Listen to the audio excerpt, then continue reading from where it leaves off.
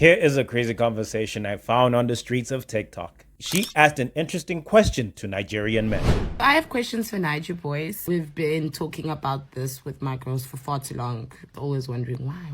I'm gonna finally ask you guys, what's up? Uh-oh. My first question is, why do you guys give girls money after you know what? Not that I'm complaining, but when it first happened to me, I was like, am I into prostitution? I didn't know I'm into prostitution. After a while, I started getting used to it. My biggest question is just like, when did this start? How did this originate? Did a Niger guy come through to Cape Town one day? Maybe child across her hand and she was like, give me money. Please, I don't have any time for any gossip now. Or is this like a cultural practice that y'all actually do back home? Nope. Very curious. How did we get here to this point where we're even expecting it? To the point where now, guys, like, if I go get child by a Niger boy, I'm literally gonna expect, like, money. Huh? What? And it's, like, so sad, but, like, is it sad? That's a goddamn shame. Second question. Here we go again. Why are y'all such players? I swear. A heartbreak by a Niger boy, it breaks different. You don't know pain until you've had your heart broken by a Niger boy. When I stepped into the scene, I was like, I know everything. I've been through everything. Also, my nail technician is from Nigeria, and she says that back home, y'all aren't wilding like this. She says that y'all do not have the chance to wild out the way that you wild out here. So what's going on? Oh, boy! You're Jesus, God me, help me. Now, I ain't no Niger boy, so I have no grounds to answer this question. But I found it disturbing when she said, we're even expecting it. To the point where now, guys, like, if I go get child by a Niger boy, I'm literally gonna expect, like, money. then asked, And it's, like, so sad, but, like, is it sad?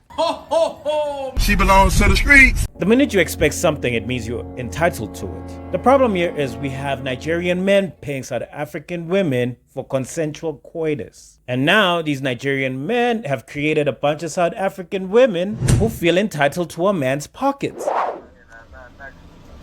Kiba, that's in K. I wanna buy McDonald's. What? I'm broke, nigga, I'm broke. Hence, there's an influx of women talking like this. The kind of guys that go to clubs and see a beautiful, sexy chick there, and they approach them, they buy them drinks, a few drinks, and then they suggest to take them home, and you know, they have sex with them and they expect them to wake up in the morning and go home.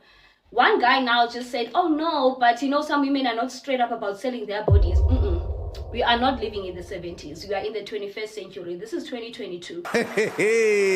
And as a result, normal South African men have to adjust to a standard Nigerian men have set. Hence, we have such a prevalent case of slay queens. You know, girlfriends for hire, or what these ladies for hire would call hook-ups. To think at some point hook-up to me used to mean let's meet up. Hey, let's hook up Saturday night for dinner. Then the older I got, then it started meaning sex. I hooked up with her, she hooked up with him. And as always, trust South African people to take an American slang and turn it into something else. Apparently, hookup now means sex that you have to pay for. Keyword, pay for. If you go to a club and you meet a beautiful chick and you take her home and you have sex with her, that's what we call a hookup. And hookers get paid for sex. What? Damn. Am I into prostitution? I didn't know I'm into prostitution. Right. And look, I understand why these foreign men would pay for this exchange of goods and services. Stop objectifying women! But you'll do it to yourselves, and you're not ready to have that conversation. What are you gaining from this? I feel horrible now because of you! Stop blaming men and take accountability for your own actions. Anyway, if I was in a different country, I would probably do the same thing. Hell, and if I had the money to bang these girls without the hassle of going on dates, calling and texting back and forth, spend some time forming some sort of connection with her while I have a wife or girlfriend back at home, then of course, girlfriends for rent makes sense. And another reason I would do it is for my own protection and safety. Think about it this way. If I gave you money after an encounter, it's unlikely that you will accuse me of any wrongdoing. You have been financially incentivized not to. You get yours as I get mine, but you get a little bit more. Can you make me feel good? Can you make me feel good? Hence now it is weaponized if you do not pay. If you don't pay, If you don't pay, they have every right to scream rape. That's fucked up. Look, I'm here for a fun time, not a long time. So what was a few measly bucks for a slippery time? A small price to pay for salvation. So I don't end up being a tabloid story, get arrested, get deported. Hell, I'm not allowed back into the country to stay or work so I can send more money back home. You think I'm just gonna sleep with her, never call her again, and things are gonna get uncomfortable? Yeah, that sounds about right. So the South African women that expose themselves to these guys or these situations, you're just a means to an end to those guys. Congratulations, you played yourself. Hence, this brother from another mother had this to say. My first question is, why do you guys give girls money after? So I'm not Nigerian, I'm originally from Congo, but I hope the fact that I'm Congolese does not disqualify the fact that you're actually asking Nigerians. But I'm coming to explain in a point of view of a foreign national in South Africa, right? Ideally, why most foreigners give South African girls money, or specifically Nigerians, after sex is because where we come from in West Africa, any girl that gives sex out so easily automatically know that they're working for sex. Damn! It's not unlike South Africa here where sex is just, it's a random thing. But back home, for you to actually get laid, it's very difficult. Either it's your girlfriend, and also even some certain extent, your girlfriend will not actually have sex with you unless you marry her. So when we come in such an environment where we experience the fact that sex is so easily gotten, automatically we put most women in a bracket of prostitutes, because where we come from, as I mentioned, that only sex workers give out sex so easily. You understand?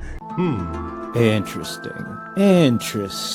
And number two, just to jump onto the fact that why are we so much like players, as you said, it's because, again, the options are unlimited. You understand? To get a South African girl's attention, it's all about money. And for us, if you have enough money to play around with the game, why not, be the referee? So you call the shots, you understand the game better in that sense. So when you say, why are we such players, or why are Nigerian men such players, the reason I say why we, because I also put myself in there as an African, it's because when you step a foot in South Africa, the options are limitless. I mean, you can even date a girl knowing that you have, she knowing that you have another girlfriend, and they have no issue with that as long as you provide for them financially. God damn! While as back home, the chance of that is very rare, And also, like, the life is fast in South Africa. You understand what I'm saying? It's too fast. At any time, you can get any woman in this country. Even like right now, on the street right now, all you gotta do is approach. Whether she's in a relationship or married, whatever the case might be, you at least have a chance of literally taking that girl home, And also, if you're gonna look at it like in a spiritual eye, going back to your first question, the first guy that gave you money after sex as a Nigerian guy, he initially already initiated you into prostitution without you knowing, because as you said, you now expect this or men to give you sex, or Nigerian men to give you money after sex. Like, ideally, you're already into prostitution, so it's in the initiation phase. You understand? If you're gonna go back into like obtaining of luck, obtaining of wealth, whatever, once a girl becomes a prostitute, her body is a vessel. You understand what I'm saying? So I lay a seed in there for me to get luck from other men that sleep with you. So you have to be a prostitute, because by then I'll give you more money so that I can obtain something in return. It's not always the guy's giving me money. There's something that's getting in return that you don't even know. Damn! You're Jesus, got me, help me. This reminds me, this one time my friends and I had a group of girls over at the house. There was like 5 of them, and one of those girls got a call from one of the Niger boys that, yo, let me come pick you up. Then she tried to convince the rest of the group of girls to leave with her, obviously for a hookup. Then she claimed to us that this guy's gonna be teaching her how to trade. They're liars! Yeah, how to trade coochie for cash. So I woke this girl out. I even gave this Nigerian guy directions on how to get to where we were. And then after that call, this girl asks me for my number, and I give it to her. Nigerian dude arrives, and then she goes into the car, and then they leave. Then in the morning, this girl has the audacity to call me to Uber her over. Hey, can you come pick me up? Because the friends that she left behind were still at the place. And obviously, we had to take them back home. And obviously, the Niger brother was not willing to make that trip back, because obviously, he probably gave her money. And obviously, I told her, oh, hell no! The point I'm trying to make here is, why should I go out of my way to provide security and protect this girl and bail her out of a situation she got herself into? And this is why most South African men don't respect South African women, especially the ones that are dealing with foreign nationals. Then expect South African men to pay premium prices on something they paid the absolute minimum for. So I must pay 50K plus for your lobola to have you to myself forever. And the Nigerian dudes pay 1.5 for you for a night. They experience you, maga, I must keep you. And their women do not move like that. But back home, for you to actually get laid, it's very difficult. Maybe South African girls that are turned into girlfriends for hire need to hold themselves to a better standard and stop putting price tags on themselves. Y'all need to learn and take a page out of a book from these up African women on how to conduct yourselves as ladies and not acting like ladies of the night during the day. Are you trying to tell me you feel good inside getting money for coitus? I'm into prostitution. I didn't know I'm into prostitution. Y'all really do sell yourselves short, hey? All just for monetary gain. That time it's a once-off payment until this guy decides to buy you again. Yo, let me know what you think about today's video. Am I right? Am I wrong? Let's have the conversation. And until next video, strap up, stay safe, take care, treat carefully. Peace.